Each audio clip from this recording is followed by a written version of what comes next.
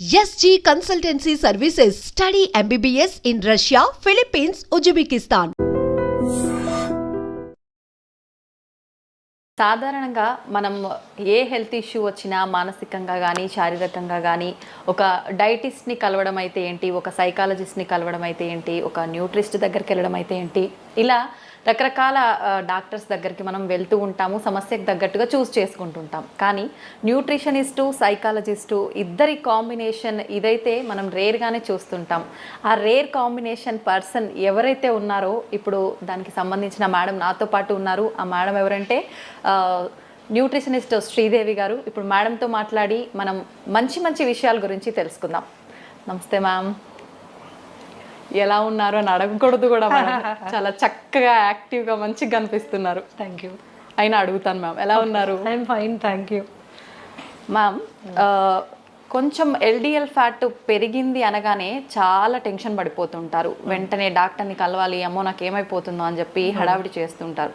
నిజంగా దాని గురించి అంత భయపడాలంటారా మ్యామ్?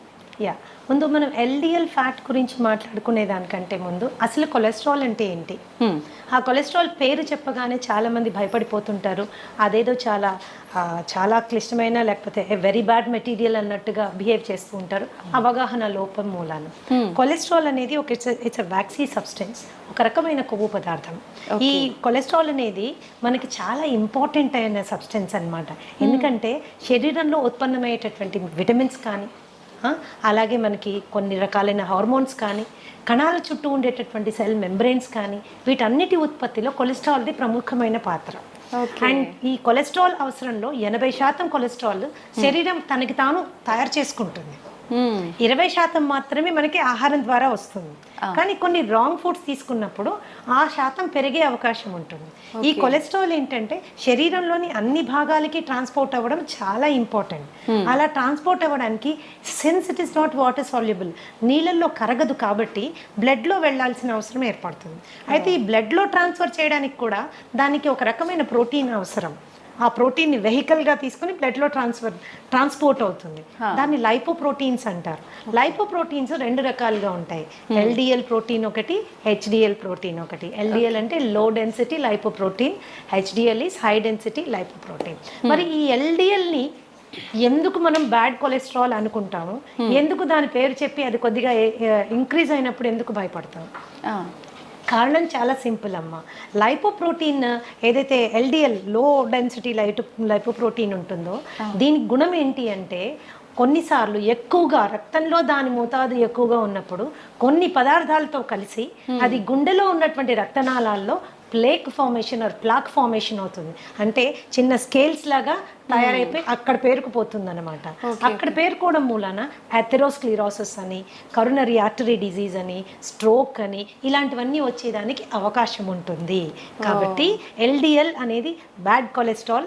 అది కనుక మనకి పెరిగినట్లయితే గుండె సంబంధిత వ్యాధులు వచ్చేదానికి చాలా అవకాశం ఉంటుంది. కాబట్టి దాని గురించి తప్పనిసరిగా కేర్ తీసుకోవాల్సిన అవసరం ఉంది. కేర్ తీసుకోవాలి కానీ భయపడాల్సిన అవసరం ఏమీ లేదు. ఎందుకంటే ఇవన్నీ ఆహారం మూలాన వచ్చినవి. ఎల్డిఎల్ అనేది పెరిగింది మన ఆహారం మూలాన వచ్చింది. ఆహారంతోనే సెట్ చేసుకోవచ్చు. దానికి ప్రత్యేకంగా మెడిసిన్ నేను ప్రపోజ్ చేయను. ఎందుకంటే because I'm A therapeutic nutritionist. మేము ఆహారం ద్వారా దాదాపు 80 రకాల జబ్బుల్ని హ్యాండిల్ చేస్తాము, 30 రకాల ఇన్ఫెక్షన్స్ని హ్యాండిల్ చేస్తాము, 12 రకాల క్యాన్సర్స్ని హ్యాండిల్ చేస్తాము, ఇంక్లూడింగ్ అడిక్షన్స్. దాదాపు 15-20 రకాల అడిక్షన్స్, ఫోబియాస్, ఇవన్నీ కూడా మేము ఆహారం ద్వారా హ్యాండిల్ చేస్తాం, వితౌట్ మెడిసిన్, వితౌట్ మెడికేషన్. ఎందుకు అంటే నాకున్న ప్రత్యేకత ఏంటి అంటే ఐఎమ్ ఏ సైకోసోమాటిక్ హీలర్ అనమాట. మనిషికి ఉన్న మనసుకి, శరీరానికి 2 రకాల రుగ్మతల్ని కూడా ఆహారం ద్వారా మనం సాల్వ్ చేస్తాము. So it is not a problem at all. LDL పెరగడం అస్సలు మంచిది కాదు. పెరిగిందన్న సందర్భంలో ఆహారపు అలవాట్లలో మనకి ఏవి డిఫెక్టివ్ అలవాట్లు ఏమున్నాయి అని చూసుకుని వాటిని సరిదిద్దుకుంటే ఈజీగా తక్కువైపోతుంది. 8 నుంచి 10 వారాల్లో ఈజీగా నార్మల్ లెవెల్కి వచ్చేస్తుంది. అయితే పెరిగితే అనుకున్నాం కదా మేడం, అసలు ఎంత మోతాదు ఉండాలి, దానికి మించి ఎంత పెరిగితే పెరిగినట్టు? అడల్ట్ స్కీమ్ ఎల్డిఎల్ 100 వరకు ఉండడము లిమిటేషన్. సో 125 to 140 వరకు ఇట్స్ అ వార్నింగ్ సిగ్నల్, మనం జాగ్రత్త తీసుకోవాలి. 140 దాటితే మాత్రము it is a serious warning signal that can lead to lot of problems. అది గుండె సంబంధితుల వ్యాధుల వైపు మనం వెళ్ళడానికి మనని పూర్తిగా ఇచ్చేస్తుంది అనమాట. కాబట్టి ఎప్పుడైతే మనకి 100 to 140 మధ్యలో ఎల్డిఎల్ వాల్యూస్ చూపిస్తున్నాయో, 150, 140 చూపిస్తున్నాయో, ఇట్స్ ఎ వార్నింగ్ సిగ్నల్ అనమాట. వెంటనే మనము ఆహారపరమైన మార్పులు చేసుకుంటే ఆ లెవెల్ని కిందకి తీసుకొచ్చేసేయచ్చు. అంటే అంత సీరియస్ కండిషన్లో ఉన్నప్పుడు కూడా వితౌట్ మెడికేషన్ ఓన్లీ ఫుడ్ ద్వారానే ట్రీట్ చేయొచ్చు. ఇది 140, 150 అనేది it is a warning signal అమ్మా. దానికంటే ఎక్కువగా ఉన్నప్పుడు కూడా మనం వెనక్కి తీసుకురావచ్చు. Okay, all kinds of fats can be reduced. ఆహారపు అలవాట్లు మార్చు. ఓకే, అంటే ఇప్పుడు మనం ఇంట్లో ఒక ఫుడ్ ప్రాపర్గా ఏం చేయాలి, ఏం తీసుకుంటే పెరిగింది, అట్లాంటి ఒక జనరల్గా ఫ్యాట్ పెరగడం అనగానే ఆయిల్స్ ఎక్కువగా వాడటం వల్లే ఇట్లాంటి ఒక ఆలోచన ఉంటుంది కదా మేడం. నిజంగా ఆయిల్స్ అయినా ఫుడ్ వల్ల కూడా ఎక్కువగా పెరిగింది? లైక్ దిస్ అమ్మా, మనం తీసుకునే ఆహారంలో చాలా పదార్థాలు తీసుకోకూడనివి ఉన్నాయి, కానీ మనకు అలవాటు అయిపోయింది. అది అలవాటు అయిపోయింది. ఒక్కసారి తింటే ఏమవుతుందిలే అనుకుంటాం, ఇవి ఒక్కసారి అనుకుంటాం. ఆ ఒక్కసారి కాస్త అలవాటు కింద మారిపోతుంది. ఫర్ ఎగ్జాంపుల్ ఎల్డిఎల్ కొలెస్ట్రాల్ మనం కనుక తీసుకుంటే all kinds of you know trans fats అంటాం. అంటే మార్జరీన్ ఎందులో వాడతాము? మన పఫ్ మేకింగ్లో, పిజ్జా మేకింగ్లో, చాలా వాటిలో, నాట్స్ అండ్ పిజ్జా, చాలా బేకరీ ఐటమ్స్లో మార్జరీన్ వాడతారు. అలాగే Dalda is hydrogenated oil. Dalda కూడా, ఈ డాల్డా ఇలాంటివి ప్లస్ బ్రెడ్ స్ప్రెడ్స్ ఇప్పుడు చాలా వచ్చేస్తున్నాయి. ఈజీగా స్ప్రెడ్ అవుతుంది, ఇది సంతోషపడిపోతాం. అది ఈజీగా ఎల్డిఎల్ పెంచేస్తుంది, ఈజీగా కొలెస్ట్రాల్ పెంచేస్తుంది. సో ఇలాంటి కొవ్వు పదార్థాలు మనకి they will do lot of harm అన్నమాట. అలాగే ఈ ఆల్ కైండ్స్ ఆఫ్ జంక్, మైదాతో తయారు చేసినవి. ఇంకొకటి రిఫైన్డ్ ఆయిల్ మీద కూడా చాలా రీసెర్చ్ జరిగింది. రిఫైన్డ్ ఆయిల్ కూడా గుండె సంబంధిత జబ్బులు రావడానికి, ఎల్డిఎల్ పెరగడానికి కాంట్రిబ్యూట్ చేస్తోంది అని సపోర్ట్ చేయడానికి చాలా రీసెర్చ్ ఉంది. చాలా రీసెర్చ్ ఉంది. ఎప్పటి వరకైతే మనము గానుగు నూనెల మీద మనము వంట చేసుకుంటే అలవాటు ఉండిందో అంతవరకు గుండె సంబంధిత జబ్బుల సంఖ్య ఎస్పెషల్లీ ఇన్ ఇండియా చాలా తక్కువగా ఉండేది. గుండె జబ్బు అంటే అది డబ్బున వాళ్ళ జబ్బు అనేవాళ్ళు, కానీ ఈ రోజు ఏంటంటే ప్రతి ఒక్కరికి వచ్చేసరికి అందుబాటులో ఉండే వస్తువులాగా అయిపోయింది. ఎందుకంటే ఫాల్టీ ఈటింగ్ హ్యాబిట్స్ అనమాట. ఆ హ్యాబిట్స్ మూలాన మనకి వచ్చింది. అలాగే రెడ్ మీట్ బాగా ఎక్కువ తినేవాళ్ళు, మటన్, బీఫ్, పోర్క్ ఇలాంటివి చాలా ఎక్కువగా, అంటే వారంలో ప్రతిరోజు తినేవాళ్ళు, అధిక మోతాదులో తినేవాళ్ళు, వాళ్ళల్లో కూడా మనకి తేడాలు కనిపిస్తాయి. వీటిని తగ్గించుకోవాలంటే పీచు పదార్థం ఎక్కువగా ఉండే ఆహారం తీసుకోవాలి.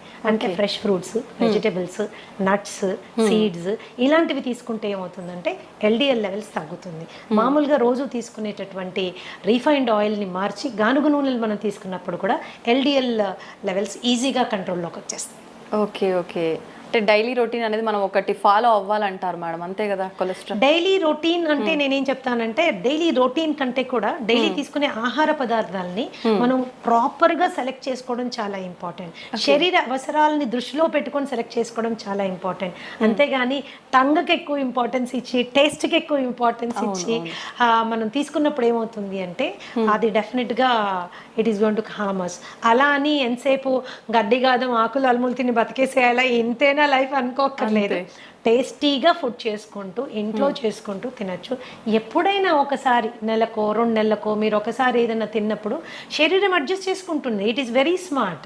ఓకే, కానీ రోజు దాన్ని అలవాటు చేసుకుంటే మాత్రం చాలా కష్టం. కొన్ని మార్పులు తెచ్చుకోవాలి. ఓకే, అయితే మేడం చెడు కొలెస్ట్రాల్ పెరగకుండా ఉండాలంటే మనం ఫుడ్ ఇలాంటివి తీసుకోవాలి. HDL బ్యాలెన్స్డ్గా ఉండాలి అని అంటే ప్రత్యేకించి ఏమైనా ఫుడ్స్ మెయింటైన్ చేయాలంటారా డైలీ లైఫ్ స్టైల్లో? ఇప్పుడు HDL అంటే high density lipoprotein. High density lipoprotein good cholesterol అంటారు. ఎందుకు గుడ్ అంటారు అని తెలుసుకోవడం first important.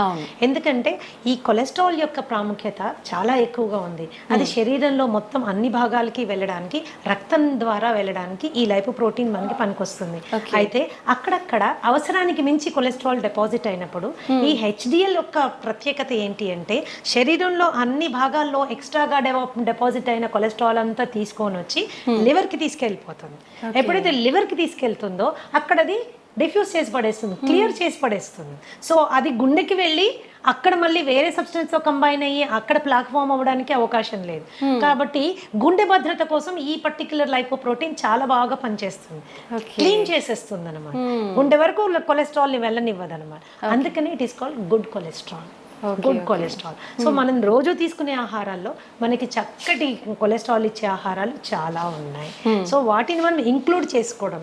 C I always profess an inclusive kind of diet. మనం ఏమేమి తినాలి అనే దాని మీద ఎక్కువగా ఫోకస్ చేయాలి.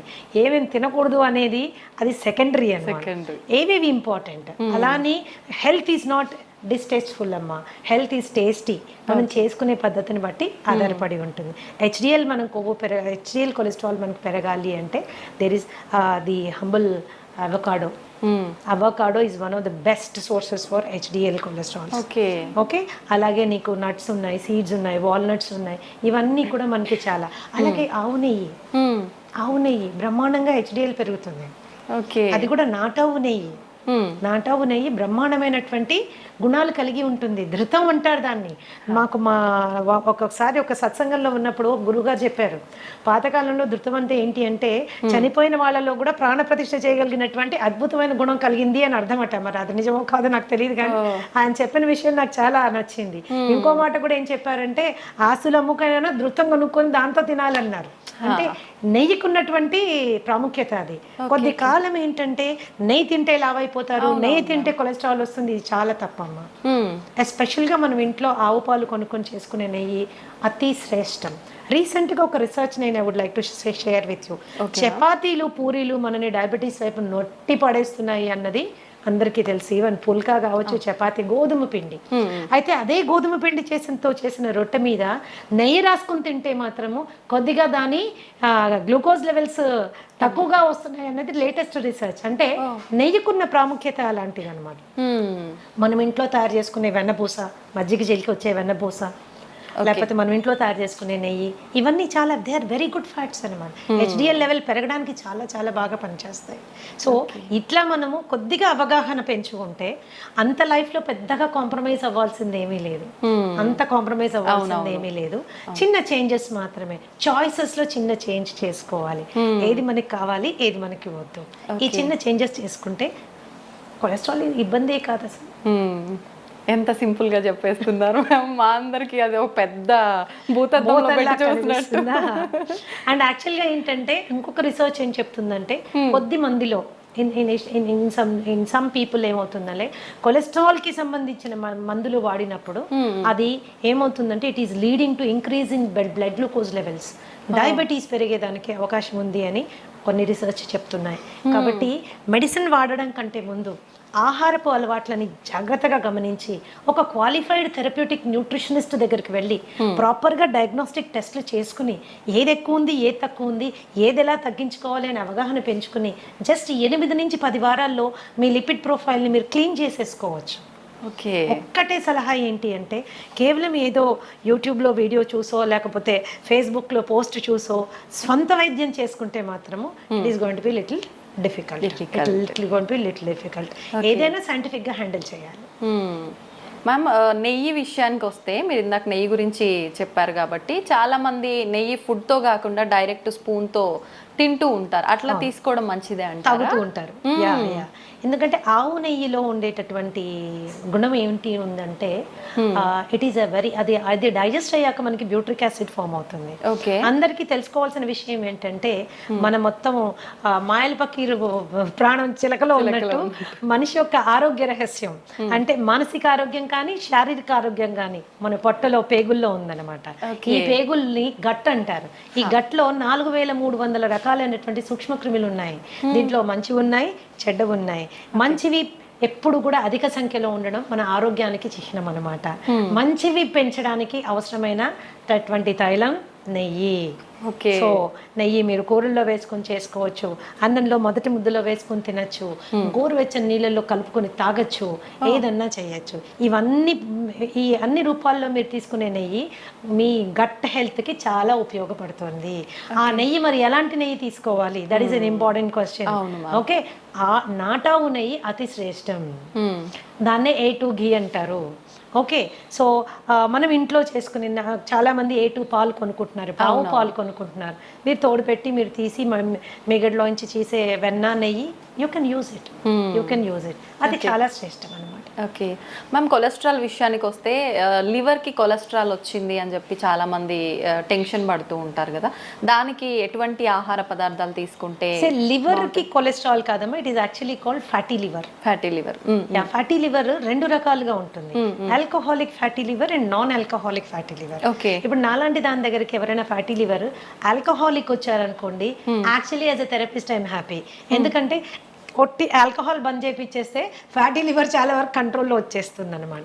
అది కేవలము ఆల్కహాల్ ప్రేరితంగా అక్కడ ఫ్యాట్ డిపాజిట్ అవుతుంది అనమాట.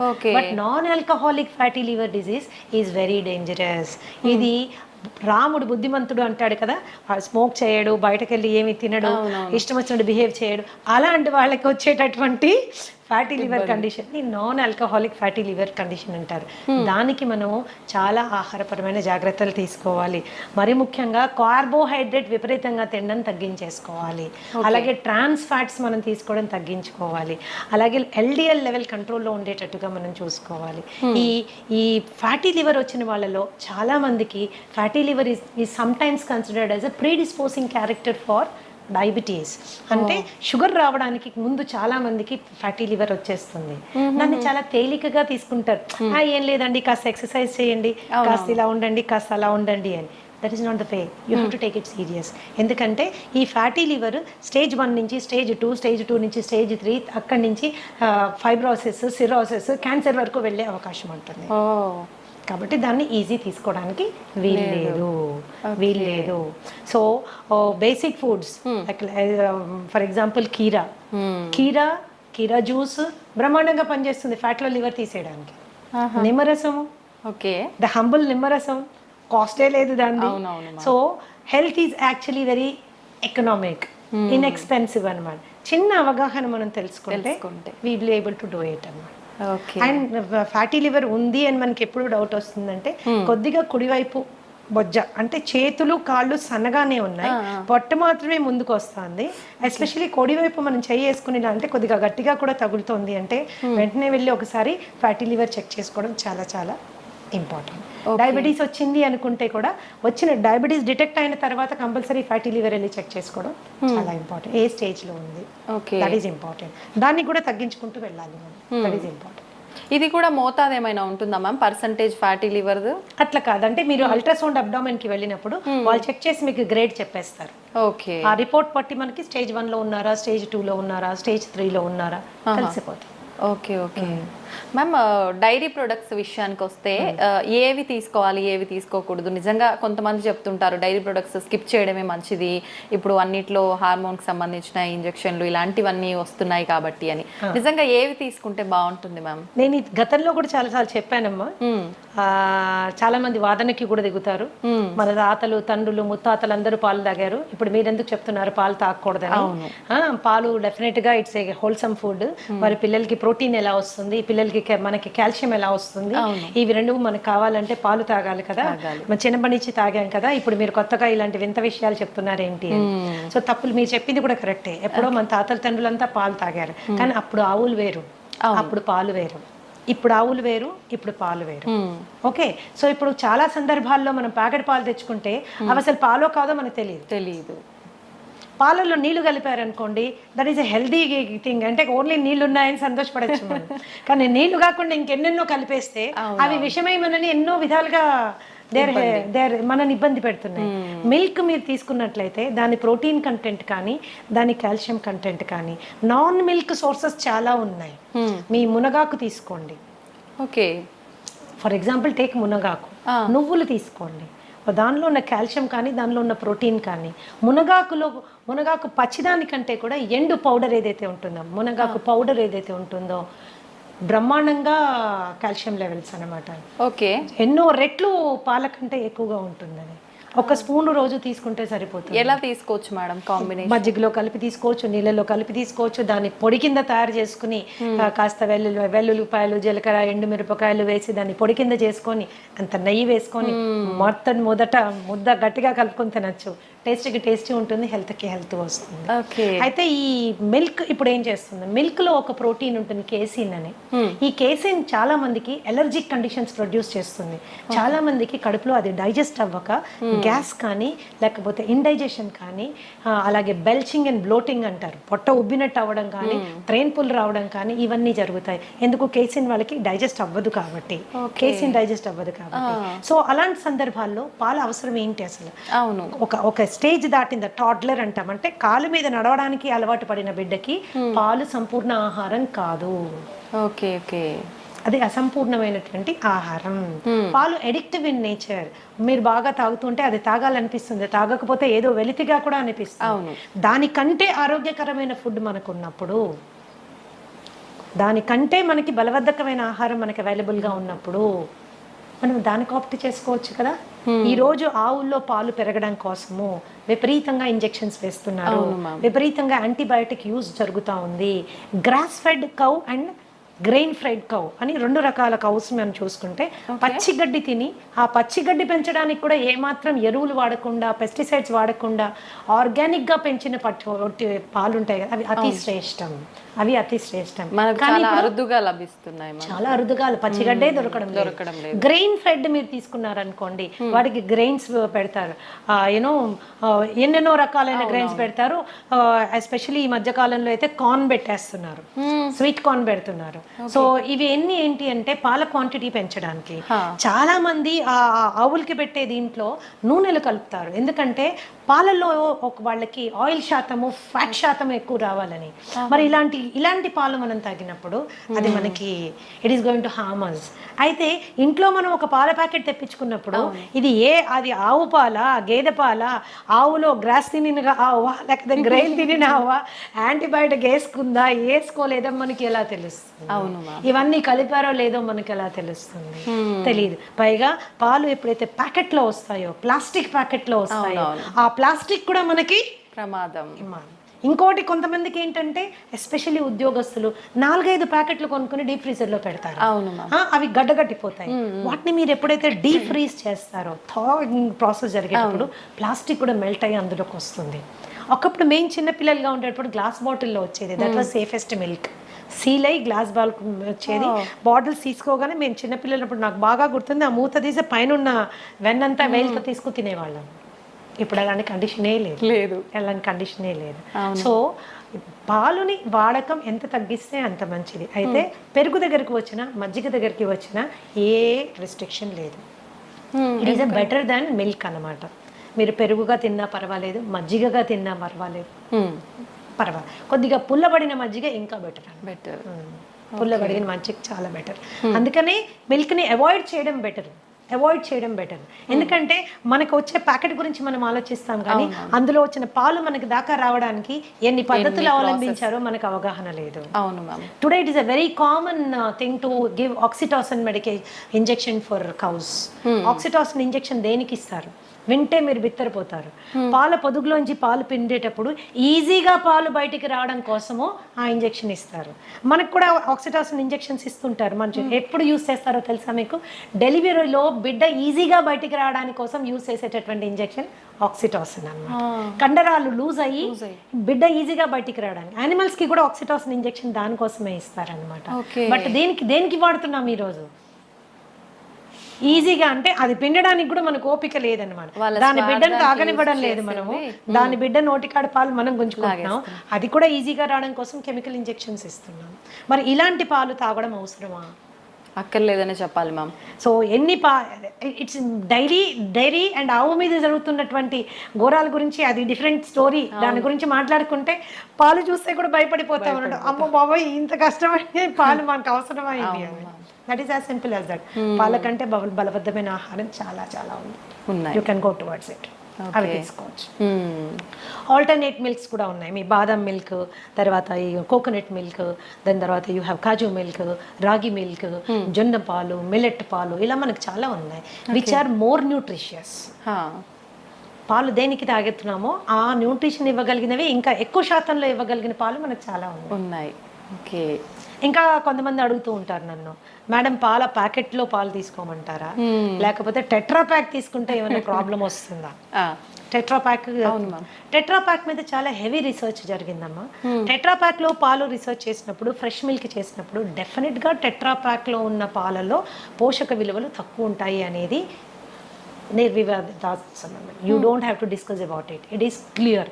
ఎందుకు అలాగా? పాలు అవి పాస్చరైజ్ చేస్తారు అండ్ హోమోజినైజ్ చేస్తారు.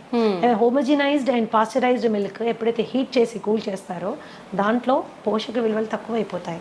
కాకపోతే టెట్రాప్యాక్లో మీరు తీసుకున్నప్పుడు ఏంటంటే హైజీన్ అండ్ శానిటేషన్ ఎక్కువ, ఇన్ఫెక్షన్ కాజింగ్ జర్మ్స్ కానీ అది మనకి ఉండదు. పైగా ఏమీ అడిటివ్స్ యాడ్ చేయరు దాంట్లో. ఏమి దాన్ని ప్రిజర్వ్ చేయడానికి ఏమీ బయట నుంచి యాడ్ చేయరు.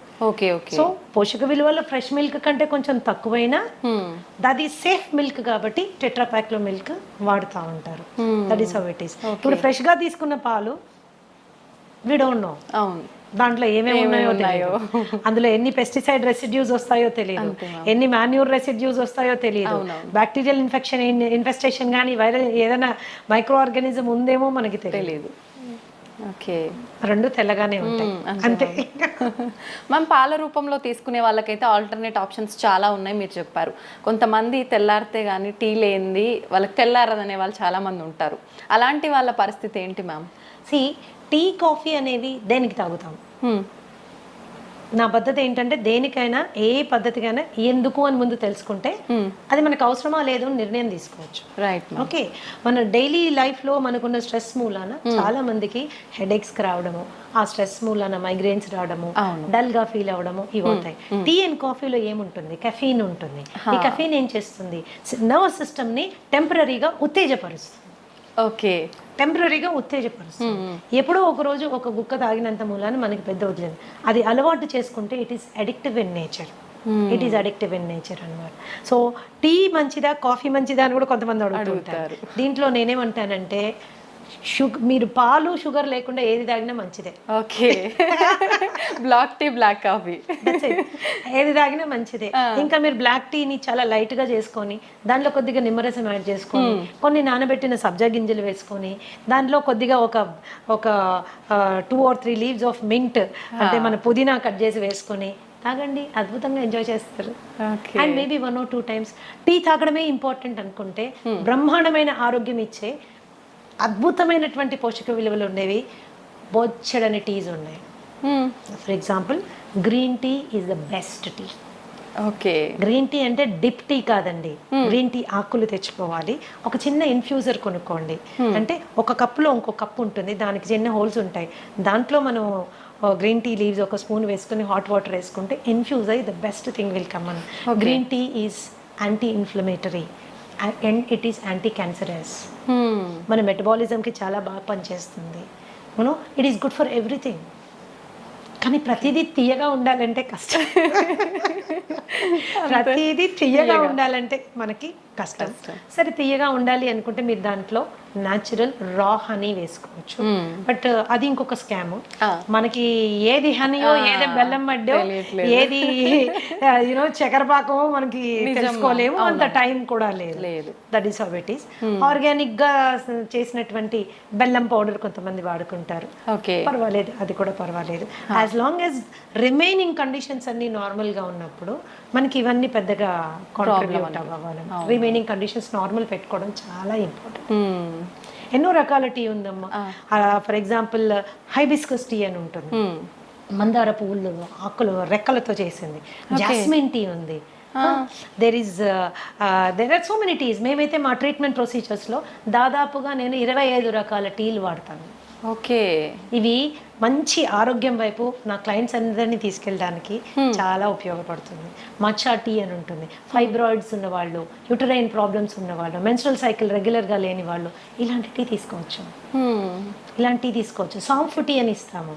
డైజెషన్ సరిగ్గా లేని వాళ్ళు, అరుగుదల చాలా తక్కువగా ఉన్నవాళ్ళు, తినగానే వాళ్ళకి విపరీతమైన ప్రాబ్లం ఉన్నవాళ్ళు, కాన్స్టిపేషన్ ఉన్నవాళ్ళు, వీళ్ళందరికీ సాంఫ్ టీ ఇస్తాము.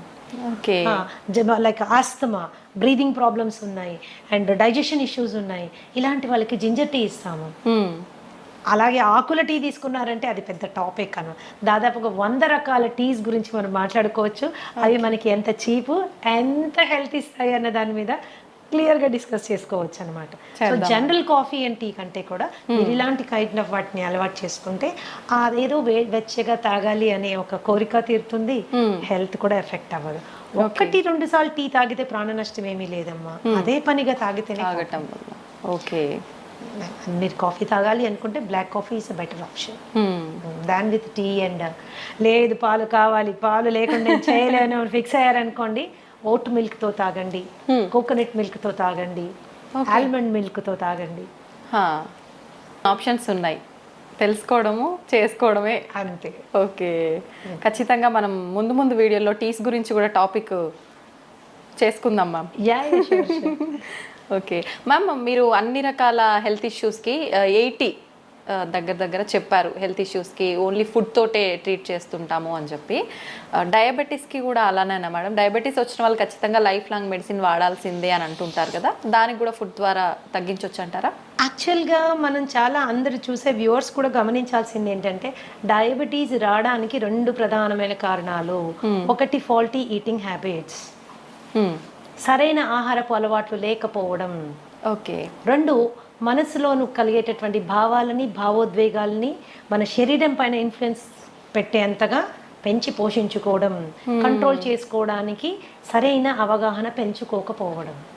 ఓకే, ఇవి 2 విషయాలు. అంటే ఒకప్పుడు స్ట్రెస్ అంటే ఏంటమ్మా, stress is a necessary evil of life. దాన్ని ఫ్లైట్ ఆర్ ఫైట్ ఇమోషన్ అనేవాళ్ళు. అంటే కొన్ని వేల సంవత్సరాల క్రితం ఈ శరీరం ఫస్ట్ టైం ఫామ్ అయినప్పుడు మనకు ఒకటే స్ట్రెస్ ఉండేది. అదేంటి, ఏదైనా యానిమల్ వచ్చి మనం చంపేసేది, లేదా మనం ఏదైనా యానిమల్ చంపి తినేసేవాళ్ళం. ఇదే స్ట్రెస్, అంటే ఇంతకు మించి ఇంకేం స్ట్రెస్ లేదు. ఆ స్ట్రెస్ సిచ్యువేషన్ వచ్చినప్పుడు ఏమయ్యేది, శరీరంలో ఉన్నటువంటి శక్తి అంతా చేతుల్లోకి కాళ్ళల్లోకి వచ్చేసేది. ఎందుకు, చేతులతో కొట్లాడాలి, కాళ్ళతో పరిగెత్తేది పోవాలి. ఈ 2 మనకి కావాల్సినటువంటి సందర్భం ఉండేది. కానీ ఇప్పుడేంటి, జీవితంలో అందరూ లయన్స్ టైగర్లే. బాస్ ఒక లయన్ టైగరే, భార్య ఒక లయన్ టైగరే, భర్త కూడా లయన్ టైగరే, ఆఖరికి పనమ్మాయి కూడా లయన్ టైగరే. సో వీళ్ళందరూ కలిసి మనకి ఎన్నో రకాలైన స్ట్రెస్ క్రియేట్ చేస్తున్నారు. అయితే ఈ పరిస్థితుల్లో ఏమవుతుంది, ఎప్పుడైతే ఎనర్జీ చేతుల్లోకి కాళ్ళల్లోకి రావాలో శరీరం ఇంటెలిజెంట్గా ఏం చేస్తుంది, మిగతా అవసరం లేని సిస్టమ్స్ని షట్ డౌన్ చేస్తుంది, బంద్ చేస్తుంది. బంద్ చేసినప్పుడు ఏమవుతుంది, ఫస్ట్ సిస్టమ్ ఏంటి బంద్ అయ్యేది, డైజెస్టివ్ సిస్టమ్. అందుకనే స్ట్రెస్ఫుల్గా ఉన్నప్పుడు తిన్నది అరగదు, తిన్నది అరగదు, ఒక రకంగా మనకి డిఫరెంట్ గా ఉంటుంది. ఓకే, ఎందుకు అది క్లోజ్ అయిపోయింది. తర్వాత అది రిలాక్స్ అయిపోయి మళ్ళీ స్టార్ట్ అయినప్పుడు ఏంటి, మళ్ళీ అంటే డైజెషన్ ప్రాసెస్ కొద్దిగా ఆగి జరుగుతుంది అనమాట. It is not giving us proper ఇది. అండ్ ఇంకొకటి, డయాబెటీస్కి వచ్చేసరికి చాలా మంది ఓన్లీ 3 రకాల టెస్టులు చేసుకొని ఆ డయాబెటీస్ని హ్యాండిల్ చేయాలనుకుంటారు. అంటే for example fasting sugars, post lunch sugars, ఇప్పుడు HbA1c, ఈ 3 మాత్రమే చేసుకుని వాళ్ళు డయాబెటీస్ని కంట్రోల్ చేసుకోవడానికి రకరకాల మందులు తీసుకుని ముందుకు వెళ్తూ ఉంటారు. నేనేమంటానంటే, ఏ జబ్బు మనకి వచ్చినా రూట్ కాజ్ తెలుసుకోవడం చాలా ఇంపార్టెంట్. నాకు డయాబెటీస్ ఎందుకు వచ్చింది, వై. సో మా దగ్గర మేము ట్రీట్మెంట్ చేసేటప్పుడు కూడా ఖచ్చితంగా రూట్ కాజ్ అనాలిసిస్ అని 13 రకాల బ్లడ్ టెస్టులు చేయిస్తాం to understand the inside of a person, లోపల ఏం జరుగుతోంది. చాలా మటుకు మనకి అవుట్వర్డ్గా మనకి సిమ్టమ్స్ తెలియవు. అవును ma'am, we don't feel it. వెళ్ళి చెక్ చేసుకుంటే కానీ మనకి తెలియదు. That is how it is. And ఈ డయాబెటీస్ వచ్చిన వాళ్ళు టైప్ 2 డయాబెటీసా, టైప్ 1 డయాబెటీసా, బేసిక్ వాళ్ళు తెలుసుకోవాల్సి ఉంటుంది మనకి. ఒకవేళ టైప్ 2 డయాబెటీస్ మనం మాట్లాడుకుంటే సి పెప్టైడ్ అని ఒక టెస్ట్ ఉంటుంది. సీరం ఫాస్టింగ్ సి పెప్టైడ్ అంటే ఏం భోజనం చేయకుండా సి పెప్టైడ్ టెస్ట్ చేసుకుని ఆ సి పెప్టైడ్ వాల్యూ మనకి ప్యాంక్రియాస్ ఎంత పనిచేస్తుంది, ప్యాంక్రియాస్ పని చేయకపోవడం మూలానే డయాబెటీస్ వస్తుంది. కాబట్టి ప్యాంక్రియాస్ పనితీరు ఏ విధంగా ఉంది, ఎంత ఇన్సులిన్ ప్రొడ్యూస్ చేయగలుగుతుంది అనేది ఎస్టిమేట్ చేయడము very very very very important. అది ఎప్పుడైతే మనం ఎస్టిమేట్ చేసుకుంటామో, ప్యాంక్రియాస్ ప్రొడక్షన్ బాగానే ఉంది అనుకుంటే 100% మనకి డయాబెటీస్ రివర్సిబుల్ అవుతుంది. If your C peptide value is 1 and more, ఏది fasting C peptide value 1 and more ఉంటే కనుక 100% మనం ఆ డయాబెటీస్ని రివర్స్ చేసుకోగలము. కానీ 1 కంటే కిందకి వెళ్ళిపోతున్నప్పుడు, 5.5 కంటే కిందకి వెళ్ళిపోతున్నప్పుడు it is going towards type 1 diabetes అన్నమాట. ఈ టెస్ట్ చేయకుండా, ఈ నిర్ధారణ కాకుండా దాన్ని హ్యాండిల్ చేయడం అనేది నా ప్రకారము I feel it's a defective way of looking at it. Okay. Okay. And మనం అనుకుంటాం వైట్ రైస్ తినడం మూలాన, ఇంకోటి తినడం మూలాన, షుగర్ తినడం మూలాన. చాలా మంది నా క్లయింట్స్ వచ్చి చెప్తాను, నేను షుగరే తినట్లేదు మేడం, ఎప్పుడో మానేసాను, నోరు కట్టేసుకున్నాను, అయినా షుగర్ పెరిగిపోతుంది అని. సో మీరు ఏం తిన్నా అది షుగర్ కింద మారుతుంది. ఓకే. ఏం తిన్నా అది షుగర్ కింద మారుతుంది. అంటే మరి అన్ని తినడం మానేసేమా? చాలా మంది ఈ షుగర్ పేషెంట్స్ వీక్ అయిపోతారు. ఎందుకంటే భయపడిపోతారు, అమ్మో ఇది తిరిగితే షుగర్ పెరుగుతుంది, అది తింటే షుగర్ పెరుగుతుంది, అది తినకూడదు, ఇది తినకూడదు, అది మానేయండి, ఇది మానేయండి. అది కాదు. ఫస్ట్ లోపల ఏం లోపాలు ఉన్నాయో తెలుసుకోవాలి. ఓకే. లోపల ఏం లోపాలు ఉన్నాయో తెలుసుకోవాలి. వైటమిన్ డి లెవెల్స్ ఎన్ని ఉన్నాయో మనకు తెలియాలి. And there is direct and indirect relationship between vitamin D levels and diabetes. అది మనం ఖచ్చితంగా తెలుసుకోవాలి. B12 ఎంత ఉంది, దానికి దీనికి కనెక్షన్ ఏంటి? యా, వైటమిన్ సి, దాని పరిస్థితి ఏంటి, దానికి డయాబెటీస్కి కనెక్షన్ ఏంటి? Lots of research is available. ఎంతసేపటికి మనము షుగర్ లెవెల్ తగ్గించడం మీదనే ఫోకస్ చేయడం బదులుగా శరీరానికి కావాల్సిన శక్తిని, దానికి కావాల్సిన విటమిన్స్ని, దానికి కావాల్సిన మినరల్స్ని, దానికి కావాల్సిన ప్రతి పోరాడే వెపన్ని మనం ఇచ్చామనుకోమా, అది డయాబెటీస్ని తన్ని బయటికి తరిమేస్తుంది. ఇట్స్ వెరీ సింపుల్ అన్నమాట. కాబట్టి it is a life style disorder. అది లైఫ్ స్టైల్ అంటేనే మనం పద్ధతులు సరైన నిద్ర లేదు, సరైన ఆహారం లేదు, తీసుకునే ఆహారం టైం ప్రకారం తీసుకోము, అవును, అండ్ విపరీతమైన స్ట్రెస్. ఈ స్ట్రెస్ని మేనేజ్ చేసుకునే దానికి కూడా మనము ఎటువంటి జాగ్రత్త తీసుకోము. అందుకే మా దగ్గరికి వచ్చినప్పుడు మేము ఏం చేస్తామంటే డయాబెటీస్ని మేము వెనక్కి తీసుకెళ్లే టైంలో, because I'm a psychosomatic healer, ఖచ్చితంగా మానసిక ఒత్తిడిని తగ్గించేటటువంటి ఆహారము, శారీరకమైనటువంటి అవసరాలు అంటే దాని vitamins and mineral balances support చేసేటటువంటివి పెట్టుకుంటూ వెళ్తాం. కాబట్టి ఓకే, ధనాధన్ షుగర్ లెవెల్స్ పడడం స్టార్ట్ అవుతాయండి. ఒకసారి షుగర్ లెవెల్స్ పడడం స్టార్ట్ అయితే మెడికేషన్ డోసేజ్ నెమ్మదిగా తగ్గించుకుంటూ వెళ్తాము. ఒకసారి అలా తగ్గించుకుంటూ వెళ్ళి 1 fine day ఆ మెడిసిన్ ఎత్తిపడేస్తాము. ఓకే, ఈ స్టేజ్ని రెమిషన్ స్టేజ్ అంటారు. Remission is purely temporary stage of health. So చాలా మందికి ప్రాబ్లం ఏమొస్తుందంటే తగ్గి నార్మల్ అవ్వగానే తగ్గిపోయింది కదా, సో సింపుల్ అనేసి మళ్ళీ నెక్స్ట్ డే నుంచి అన్ని మొదలు పెడతారు. పైనుంచి అది ఒక కంప్లైంట్ చేస్తారు, ఏంటి మేడం ఇది మళ్ళీ తినగానే వచ్చేసింది. నువ్వు ఫస్ట్ తిన్నావు కాబట్టి ఇది వచ్చింది, ఫస్ట్ ఫాల్టీగా తిన్నావు కాబట్టి ఇది వచ్చింది, కరెక్ట్ చేసుకున్నావు కాబట్టి తగ్గిపోయింది, కరెక్ట్ చేసుకుని మళ్ళీ బ్యాక్ వెళ్ళావు కాబట్టి మళ్ళీ వస్తుంది. సో నేనేమంటానంటే ఒక రెమిషన్ స్టేజ్ రాగానే మనం తీసుకున్న జాగ్రత్తని కనీసం 1 సంవత్సర కాలం గనక మనం అలాగే మెయింటైన్ చేసుకోగలిగితే అది రివర్సల్ అయిపోతుంది. ఓకే, అది రివర్సల్ అయిపోతుంది. డయాబెటీస్ తగ్గించుకోవడానికి ఆడ మగ తేడా లేదు, వయస్సుతో తేడా లేదు, మీ డయాబెటీస్ వయస్సు కూడా తేడా లేదు. అది 20 ఏళ్ళ నుంచి ఉంది, 15 ఏళ్ళ నుంచి ఉంది, 30 ఏళ్ళ నుంచి ఉంది, నేను టాబ్లెట్లు వేసుకుంటున్నాను, ఇన్సులిన్ వేసుకుంటున్నాను, ఏ దాన్నైనా మనం వెనక్కి పట్టుకెళ్ళచ్చు. చిన్న పిల్లల్లో కూడా ఇప్పుడు చిన్న పిల్లల కండిషన్ డిఫరెంట్ అమ్మా. That is called type 1 diabetes. Okay, type 1 diabetes వచ్చినప్పుడు మనము again C peptide fasting post lunch 2 చేసుకుంటాము. సి పెప్టైడ్ వాల్యూ చాలా తక్కువ ఉంటుంది. ఆ చాలా తక్కువ ఉన్నప్పుడు ఏంటంటే ఇన్సులిన్ ప్రొడ్యూస్ చేయలేకపోతుంది ప్యాంక్రియాస్ లో ఇన్సులిన్ రావడం లేదు కాబట్టి వాళ్ళు డయాబెటీస్ పార్ట్ వెళ్ళిపోయారు. సో ఈ పరిస్థితుల్లో మనం వాళ్ళకి 3 times వాళ్ళు ఇన్సులిన్ వేసుకోవాల్సి ఉంటుంది. ఇలాంటి పిల్లలకి అద్భుతంగా ఇన్సులిన్ రిక్వైర్మెంట్ తగ్గించేటటువంటి ఆహారం మనం ఇవ్వచ్చు. Regeneration therapy for type 1 diabetes కూడా ఉంది. కాకపోతే దాని పర్సంటేజ్ 100% అని మనం గట్టిగా చెప్పలేము. Okay, so regeneration therapy is also possible. అంటే టైప్ 1 నుంచి కూడా మనం కొద్దిగా వాళ్ళని బెటర్ టైప్ 2లోకి తీసుకెళ్లేటటువంటి సిపెప్టైడ్ని పెంచేటటువంటి ఫుడ్ కూడా ఉంది. But the success rate is about 40 to 50%. It is not around 100%. Many other contributing factors ఉన్నాయి కాబట్టి, చాలా కాంట్రిబ్యూటింగ్ ఫ్యాక్టర్స్ ఉన్నాయి కాబట్టి that is how it is. అయితే ఈ మధ్య కాలంలో విపరీతంగా తిండి, పిల్లలకి మనం పెట్టే తిండి మూలాన మనమే మన చేతుల ద్వారానే మనమే వాళ్ళని డయాబెటీస్ వైపు నెట్టుతున్నాము.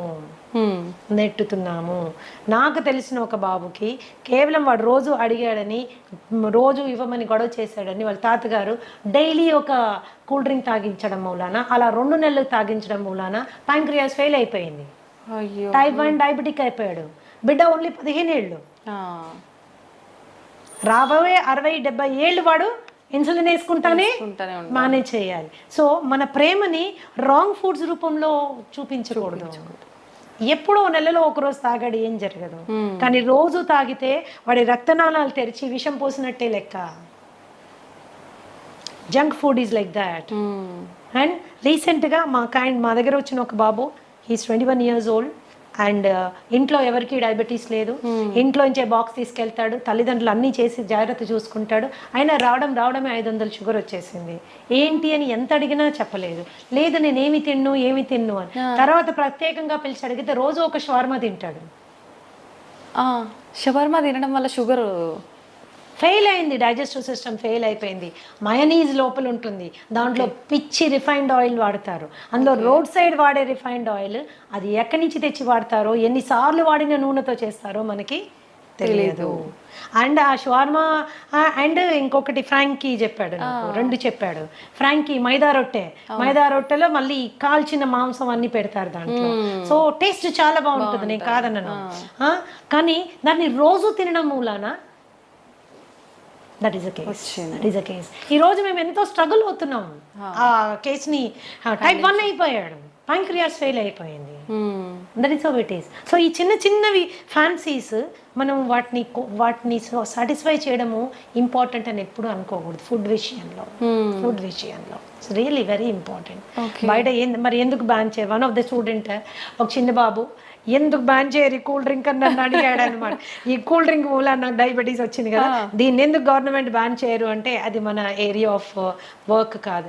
ఏదైనా కూడా ఆహారం అనేది మితంగా తీసుకుంటే ఔషధంలా పనిచేస్తుంది, అమితంగా తీసుకుంటే విషమై మన ప్రాణాన్ని కబళిస్తుంది. Decision is in our hands. ఒకరు చెప్తే వచ్చేది కాదు, ఆ నిర్ణయం మనం తీసుకోవాలి. మన బిడ్డలు కూడా అటువంటి చక్కటి విచక్షణ జ్ఞానంతో ముందుకెళ్ళాలంటే ఆ అవగాహన మనం కల్పించాలి. That is very important. అవును మ్యామ్, నిజంగా. మ్యామ్, మన గట్ ఫ్రీగా ఉండేటట్టుగా చూసుకుంటే మనకు చాలా రకాల ఆరోగ్య సమస్యలు రాకుండా ఉంటాయని చెప్తూ ఉంటారు. నిజంగా గట్ ఫ్రీగా ఉండాలంటే ఎటువంటి ఆహార పదార్థాలు తీసుకోవాలి? Gut is a very big subject అమ్మా.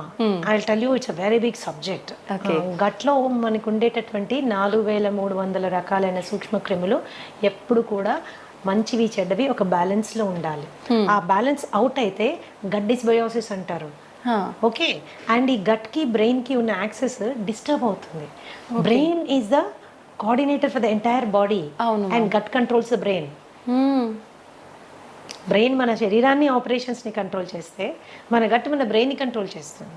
Okay, that is very very important. అప్పుడు మనం దాన్ని ఎంత హెల్తీగా ఉంచాలి?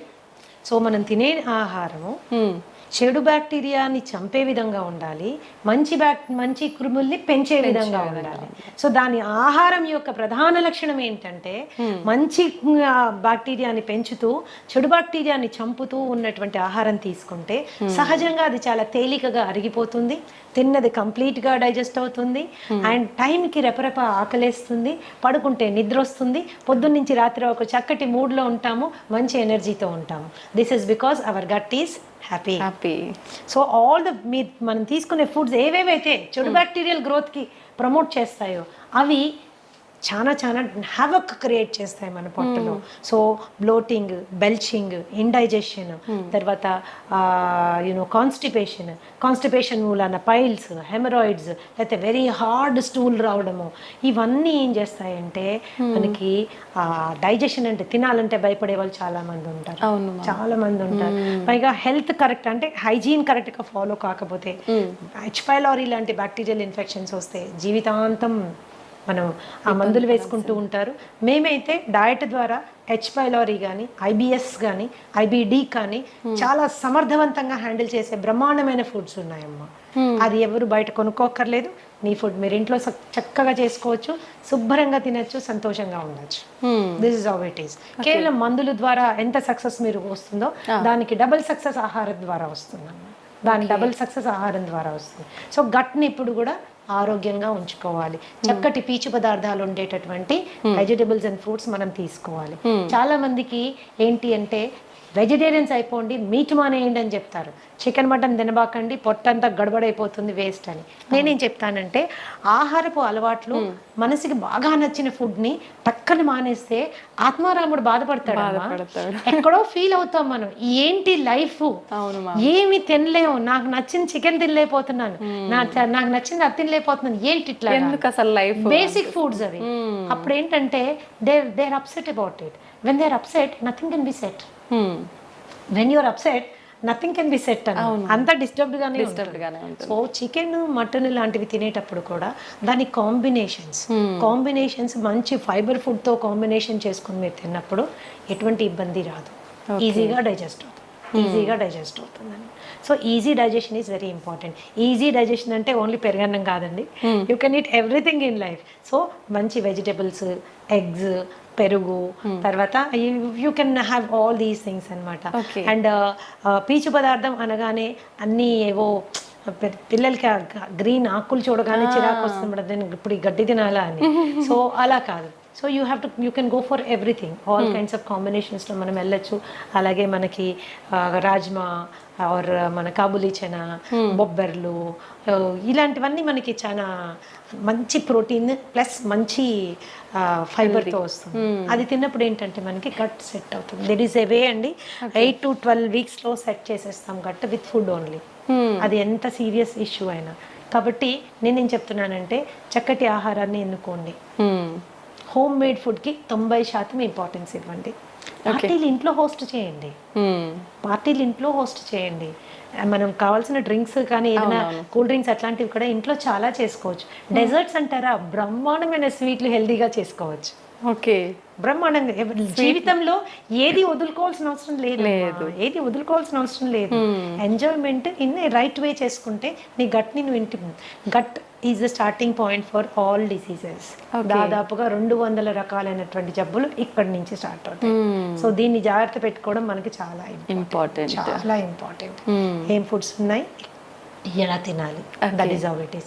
ఎప్పుడన్నా ఒకరోజు అంటే మేడం మమ్మల్ని హోటల్కే వెళ్ళొద్దంటారా, నేను ఒక్కసారి కూడా బిర్యానీ తినద్దా, ఇంకా నేను ఎందుకు అందులో హైదరాబాద్లో ఉండి నన్ను బిర్యానీ తినొద్దంటారా అంటే, ఓఎస్ తినండి తప్పకుండా, ఎందుకు మానేస్తారు, అలా మానేయమని చెప్పట్లేదు. కానీ దానికి మీ పొట్టని మిమ్మల్ని ప్రిపేర్ చేసుకోండి. Go to A place where biryani is done with ghee and not with Dalda. ఇంట్లో మీ ఆవిడకి బిర్యానీ చేయడం నేర్పించండి, కానీ ఇంట్లో చేస్తే మనకు నచ్చదు కదా. సో మీరు అలా తిన్నప్పుడు ముందు రోజు వెనక రోజు కూడా there are certain things you have to follow so that you can balance your. ఇందాక చెప్పాను, ఇప్పుడు చెప్తాను, మళ్ళీ కూడా చెప్తానమ్మా, ఎప్పుడో 2-3 నెలలకు ఒకసారి చేసింది మనకి అది బాడీ ఎఫెక్ట్ అవ్వదు. కానీ డైలీ అదే పనిగా యంగ్స్టర్స్, నాకు తెలుసు చాలా మంది ఐటీ ఎంప్లాయీస్ వస్తారు నా దగ్గరికి, ఏంటమ్మా ఎవరు వంట చేస్తారంటే స్విగ్గీ పేరు, జొమాటో పేరు చెప్తారు. So everyday it is and online food. And కాబట్టి ఏమవుతుందంటే అది కన్వీనియన్సే కానీ కంఫర్ట్ కాదు, హెల్త్ అంతకంటే కాదు. Very definitely expensive. కాబట్టి కొద్దిగా వంట చేసుకోవడం అనేది ఇప్పుడు అవుట్ ఆఫ్ ఫ్యాషన్ అయిపోయింది మా, ఆ ఫ్యాషన్ మళ్ళీ మనం క్రియేట్ చేయాలి. దట్ ఈస్ రియల్లీ ఇంపార్టెంట్ అన్నమాట. ఎందుకంటే వంట అనేది కేవలం హెల్త్ ఒక్కటే ఇవ్వదు, మనుషుల మధ్యలో అనుబంధాలు, బంధాలు, ప్రేమలు అన్ని పెరుగుతాయి. ఈ రోజు కూడా నీకు మీ అమ్మ చేసే ఆ పలానా వంట అని ఎందుకు గుర్తుంటుంది అంటే ఇంగ్రీడియంట్స్ అన్ని సేమే, ఆమె ప్రేమ అందులో ఉంటుంది, అంత ప్రేమగా చేసి నీకు నోట్లో పెడుతుంది, నువ్వు వెళ్ళినప్పుడు నీకు అది కావాలని అడుగుతుంది. అవన్నీ బంధాలు పెంచుతాయి. స్విగ్గీ జొమాటోలో తెప్పించి పెడితే it won't create a feeling, it won't create a relationship. లేని రోగాలు తీసుకొచ్చిస్తున్నట్టే మ్యామ్. ఇంకా ప్రేమ అంటే ఇంగ్రీడియంట్స్ మనకు తెలియదు, టేస్టీగా ఉండొచ్చు, నేను అసలు కాదన్న, డెఫినెట్ గా టేస్టీగా ఉండొచ్చు, బట్ ఇంగ్రీడియంట్ మీద మనకి కంట్రోల్ లేదు. So that is how it is. Ma'am food ఎలా చేస్తున్నాము, ఏం తింటున్నాము, ఇది ఒక ఎత్తు అయితే ఏ టైంకి తింటున్నాం అనేది కూడా ఇంకొకటి, దాని గురించి చెప్పండి మ్యామ్. ఒకటి మా, ఏ టైంకి తింటున్నామో, ఎన్నిసార్లు తింటున్నామో, these are 2 very important things everybody should understand. So research ఈరోజు there is loads of research ఏం చెప్తుంది అంటే, snacking is the worst habit. పొద్దున్న బ్రేక్ఫాస్ట్ తిన్నాము, మధ్యాహ్నం లంచ్ తిన్నాము, రాత్రికి డిన్నర్ తిన్నాము, ఇది ఎప్పుడు మనకి ట్రబుల్ క్రియేట్ చేయదు. పొద్దున బ్రేక్ఫాస్ట్ తిన్నాము, మధ్యలో టీ అండ్ స్నాక్స్ తిన్నాము, మధ్యాహ్నం మళ్ళీ లంచ్ తిన్నాము, 4 గంటలకు సమోసా తిన్నాము, 5 గంటలకు కాఫీ తాగాము, 6 గంటలకు టీ తాగాము, 7 గంటలకు 7:30కి వెళ్ళి మళ్ళీ డిన్నర్ తిన్నాము, రాత్రి 12ంటికి పడుకునేటప్పుడు స్విగ్గీలో ఏదో ఒకటి తెప్పించుకుని తిన్నాము. This is going to cause trouble. This leads to obesity. Okay. Extra calories మూలన వెయిట్ పుట్ ఆన్ అవ్వడం స్టార్ట్ అవుతుంది. వెయిట్ ఒకసారి పుట్ ఆన్ అయ్యారంటే ఒబేసిటీ అనేది ఏంటంటే ప్రపంచంలో అన్ని కండిషన్స్ కంటే అతి దారుణమైన పరిస్థితి. కొన్ని millions of people are dying because of obesity, అధిక బరువు మూలాన. Okay, so this is very important. ఏ రోజైనా ఇప్పుడు మీరు ఆ మధ్యలో తినే స్నాక్స్ని కట్ చేయండి, న్యాచురల్గా స్లిమ్గా అవ్వడం స్టార్ట్ అవుతారు, ఫేస్ కాంతివంతంగా అవుతుంది. Snacks will do a lot of. ఒకవేళ స్నాక్ తినవలసిన అవసరం వస్తే హెల్తీ ఆప్షన్ చెక్ చేసుకోండి, హెల్తీ ఆప్షన్ తీసుకోండి. ఎప్పుడైతే మీరు బాగా డీప్ ఫ్రైడ్ మైదాతో చేసినటువంటి సమోసాస్, కచోరీస్ ఇలాంటివి తిన్నారనుకోండి, తిన్న 10 నిమిషాల లోపల సివియర్ డిహైడ్రేషన్ అవుతుంది. ఓకే, దాహం వేస్తుంది. ఆ దాహం వేయగానే మనం ఏం చేస్తాం, కూల్ డ్రింక్ తాగుతాం. ఈ కూల్ డ్రింక్ తాగితే ఏమవుతుంది, బొచ్చడంత sugar will go into your blood stream. There is a spurt, sudden గా రేజ్ అవుతుంది, అవసరం లేని క్యాలరీస్ అన్ని. ఆ టైంకి మీరు టెంపరీగా ఎగ్జైటెడ్గా ఉంటారు. తర్వాత ఏమవుతుంది, 15 నిమిషాల లోపల ఈ రైజ్ అయింది టక్కని పడిపోతుంది. It causes irritation, separate anxiety and depression. Okay, it is a cycle అన్నమాట. ఇది మన ఆలోచన విధానాన్ని, ఆహారపు అలవాట్లని, శరీర ఆరోగ్యాన్ని మొత్తంగా డిస్టర్బ్ చేసి పడేస్తున్నాను. సో ఆ టైంలో మీరు ఏదైనా హెల్దీ తీసుకోండి, ఫ్రూట్ తినడం అలవాటు చేసుకోండి. ఆకలి వేస్తుంది కదా, ఒక అరటిపండు తినండి, ఒక యాపిల్ తినండి, దాంతోపాటు సీడ్స్ నట్స్ ఒక డబ్బాలో వేసుకొని పెట్టుకోండి, ఒక గ్రీన్ టీ పెట్టుకోండి, ఒక 3-4 స్పూన్లు నట్లు సీడ్లు తిని చక్కగా ఒక గ్రీన్ టీ తాగండి. కడుపులో ఫీలింగ్గా ఉంటుంది, హ్యాపీగా ఉంటుంది, హెల్దీ కూడా. అలాగే there are so many fillers. ఇప్పుడు మీ ఫూల్ మఖానా కానీ, మురమురాలు కానీ, అట్టుకులు కానీ, వీటితో ఎన్నో రకాలైనటువంటి హెల్దీ గ్యాసెస్ రాకుండా ఉండేటటువంటి చేసుకోవచ్చు. మరీ ఆకలేస్తుంది అనుకున్నప్పుడు తినచ్చు, అట్లాంటి నో ప్రాబ్లమ్ అబౌట్ ఇట్. కానీ ఆ టెంపరీగా రోడ్ మీద దొరికే బజ్జీలు, పునుగులు అండ్ యూనో సమోసాలు, వాడెవర్ అన్నీ దొరుకుతాయి, అది మాత్రము స్కిప్ చేయాలి. చాలా ఘోరం అది. With due respect to all those people, అది మనకి పడినప్పుడు దాన్ని వదిలేసుకోవడం అంత ఉత్తమమైన విషయం ఇంకొకటి లేదు. And night 7:30 to 8 o'clock is the best time to have your dinner. ఎప్పుడు గుర్తుంచుకోండి, పడుకునే టైంకి, భోజనం చేసిన టైంకి మధ్యలో 3 గంటల వ్యవధి ఉండాలి. మీరు 7 గంటలకల్లా తిన్నారనుకోండి, 10కి పడుకోవచ్చు. ఓకే, 8కి తిన్నారనుకోండి, ఆఫీషియల్గా మీరు 11కి పడుకోవాలి. అవును. 9కి తిన్నారనుకోండి, 12 ఏమవుతుంది, డైజెషన్ మొత్తం డిస్టర్బ్ అవుతుంది, యువర్ స్లీప్ సైకిల్ డిస్టర్బ్ అవుతుంది. ఇలా జరగడానికి వీల్లేదు. You have to remember that. And quantity ఎంత ఏంటి అనేది కూడా మనకి ఎంత అవసరం. ఒకటే రకమైన ఫుడ్ తినే అలవాటు చాలా మందికి ఉంటుంది. కూర నచ్చితే స్టార్టింగ్ నుంచి ఎండింగ్ వరకు అదే కూర, ఇంకొకటి ఏదో నచ్చితే అటు నుంచి అదే కూర. సో ఒక బ్యాలెన్స్డ్ డైట్ ప్లేట్ అనేది మనము మెయింటైన్ చేసుకోవాలి, అన్నీ ఉండేటట్టు చూసుకోవాలి, ఆల్ కైండ్స్ ఆఫ్ థింగ్స్. ఇప్పుడు టైం మనకి లేదు, అన్నిటికీ మన బాస్ కోసం టైం ఉంది, ఉద్యోగం కోసం టైం ఉంది, టార్గెట్స్ కోసం టైం ఉంది, కానీ మన కోసం మనకి టైం లేదు. సో ఈ థాట్ ప్రాసెస్లో కూడా కొద్దిగా మనం మార్పు తెచ్చుకోవాలి. యంగ్స్టర్స్ మరి ముఖ్యంగా ఏంటంటే మంచి తెలివితేటలతో ముందుకెళ్తున్నారు, పెద్ద పెద్ద ఉద్యోగాలు చేస్తున్నారు, లక్షల్లో సంపాదిస్తున్నారు, కానీ వాళ్ళ శరీరం గురించి వాళ్ళు పట్టించుకోవడానికి వాళ్ళకి టైం ఉండడం లేదు. దాన్ని ఎలా అయినా అకామిడేట్ చేసుకోవాలి. బ్రేక్ఫాస్ట్ కూడా సాధ్యమైనంత త్వరగా, మీల్కి మధ్యలో 3 గంటల గ్యాప్ ఉండాలి. 3 గంటల టైంలో మీరు కావాలంటే మంచినీళ్ళు తాగొచ్చు, సింపుల్. కావాలంటే మంచినీళ్ళు తాగొచ్చు. మరి ఏదైనా వర్క్ ప్రెషర్ మూలన కొద్దిగా తలనొప్పి వస్తుంది అన్నప్పుడు గ్రీన్ టీ తాగొచ్చు, జింజర్ టీ తాగొచ్చు, ఒక గ్లాస్ మజ్జిగ తాగొచ్చు, ఒక గ్లాస్ కొబ్బరి నీళ్ళు తాగొచ్చు. Okay, these are the best alternatives. ఆ స్నాకింగ్ మానేసేయాలి. ఎస్పెషల్లీ డయాబెటీస్ ఉన్న వాళ్ళైతే మీరు స్నాకింగ్ మానేసిన వెంటనే మీకు కనీసం ఒక 10-20 యూనిట్లు షుగర్ తగ్గుతుంది అనమాట. Okay, that's how it is. These are the important factors you have to remember. ఎప్పుడు బ్రేక్ఫాస్ట్ చక్కగా హెవీగా తీసుకోండి, దానికంటే కొద్దిగా తక్కువగా లంచ్, లైట్గా డిన్నర్.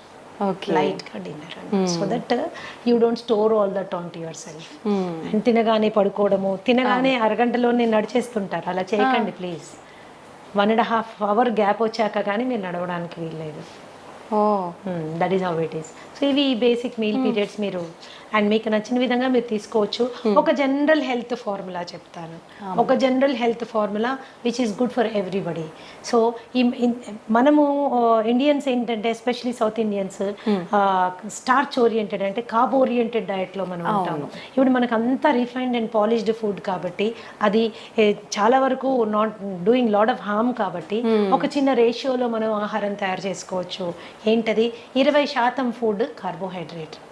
మీరు అందులో అన్నం తింటారో, ఒక పులక తింటారు, లేకపోతే ఒక జొన్న రొట్టె తింటారు, మీరు ఏం తింటారో ఒక 20% నుంచి 25% వరకు కార్బ్స్ వచ్చేటట్టు తినండి. అలాగే 30 నుంచి 35% వరకు please go for protein. Okay, గుడ్లు, పన్నీరు, తోఫు, చికెన్, తర్వాత మటన్ కూడా తీసుకోవచ్చు. మనం అంటే ఎవ్రీడే కాదు, జనరల్గా చెప్తున్నాను. అన్నీ ఇలా మీరు తీసుకోవచ్చు. అండ్ అట్లీస్ట్ 40% ఎనర్జీ కొవ్వులోంచి వచ్చేటట్టుగా మీరు డైట్ని మోడిఫై చేసుకుంటే, నెయ్యిలోంచి, కోకోనట్ ఆయిల్లోంచి, అవకాడోస్లోంచి, ఎస్ మనం తీసుకునే నట్స్ అండ్ సీడ్స్లోంచి మనకి ఎనర్జీ వచ్చేటట్టు పెట్టుకుంటే ఏమవుతుంది? It will balance your metabolism అనమాట. And especially lifestyle disorders like you know BP కానీ, షుగర్ కానీ, ఇలాంటివి, థైరాయిడ్ కానీ, ఇలాంటివి రాకుండా మనము సేఫ్ గార్డ్ చేసుకోవచ్చు. ఎప్పుడు కూడా 0 కార్బోహైడ్రేట్ డైట్ ఎవరు తినకూడదు. ఓకే, ఎందుకంటే నర్వస్ సిస్టమ్కి కావాల్సిన ఎనర్జీ అంతా కార్బోహైడ్రేట్. ఓకే, నర్వస్ సిస్టమ్ కావాల్సినంత ఎనర్జీ కార్బోహైడ్రేట్. మీరు అసలు కార్బోహైడ్రేటే లేదనుకోండి, దెబ్బతింటుంది. That's going to cause lot of harm అన్నమాట. 0 కార్బోహైడ్రేట్ డైట్ ఎప్పుడు తీసుకోవద్దు. చాలా మంది చేసేస్తుంటారు, డైట్ అన్ని మానేస్తారు, ఉట్టి వెజిటబుల్స్ మాత్రమే. అందులో కూడా కొద్దిగా కార్బోహైడ్రేట్ ఉంటుంది, కానీ మనకు కావాల్సింది సరిపోదు అది. ఓకే ఓకే, మేము క్యాన్సర్ పేషెంట్స్కి కూడా 10-15% కార్బోహైడ్రేట్ పెడతాను నేను. ఓకే, బికాస్ నర్వస్ సిస్టమ్ మనము మేనేజ్ చేయాలి, బ్లాక్అవుట్ అయిపోతాం లేకపోతే. ఓకే, ప్రోటీన్ కూడా విపరీతం ప్రోటీన్ తీసుకోకండి. 1/2 కిలో చికెను, 1/2 కిలో మటను, లేకపోతే ఒక డజన్ గుడ్లు, కొన్ని డైట్స్ నేను విన్నాను. ఇవేమవుతుందంటే మనకుండే కిడ్నీ ఎంత ఇంత, దాని మీద ఎంత లోడ్ వేసింది కిడ్నీ, ప్రోటీన్ ఫిల్ట్రేషన్ ఎక్కడ జరుగుతుంది? కిడ్నీలో జరుగుతుంది. లోడ్ వేయబాకండి. పీస్ఫుల్గా మీ డయట్లో 30-35% మీరు ప్రోటీన్ పెట్టుకోండి. మిగతా అదంతా ఎనర్జీ ఫ్యాట్లో వచ్చేటట్టు పెట్టుకోండి. కనీసం 40 నిమిషాలు ఏదన్నా మీరు జీవితాంతం చేయగలిగిన ఎక్సర్సైజ్ చేయండి. Any exercise which you can do always, అలాంటి ఎక్సర్సైజ్ చేయండి. సాధ్యమైనంత వరకు ప్రశాంతంగా ఉండే ప్రయత్నం చేయండి.